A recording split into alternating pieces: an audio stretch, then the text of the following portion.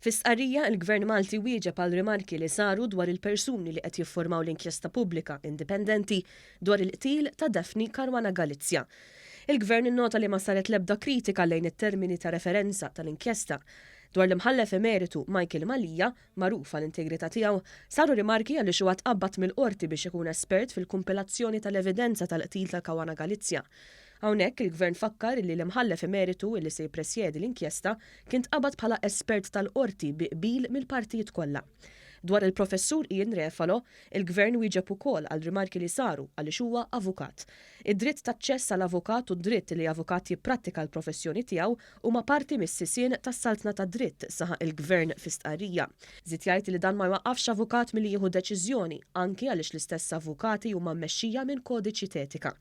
Dwar Dr. Anthony Abela Medici li huwa l-Kummissarju għall-Għaqdiet mhux governattivi qal li huwa żbaljat li xi ħadd jgħid li dan huwa dipendenti fuq il-Gvern. Il-liġi dwar l-għaqdiet volontarji tissalvagwardja l-kariga tal-istess kummissarju, rimarka l-Gvern. Intant il-Gvern qal li għaddejjin kuntatti biex il-familja Caruana Galizia tiltaqa' mal-Prim Ministru. L-inkjesta se titlob lill-Kummissjoni magħmula minn dawn it-tliet persuni biex tiddetermina fost oħrajn jekk xi entità tal-Istat kienieċ taf jew kellix tkun taf b'riskju reali u immedjat mill-emil kriminali ta' terza persuna fil-ħajja ta' Caruana Galizia fi żmien in kwistjoni, jew jekk naqsitx milli tieħu miżuri fih dan il-firxa tas-setat tagħha li b'ġudizzju raġonevoli kien mistenni minnha illi tieħu biex tevita dak ir-riskju. L-inkjesta pubblika għandha tiġi konkluża fi żmien 9 xhur u tiġi pubblikata fuq gwida tal-istess kummissjoni.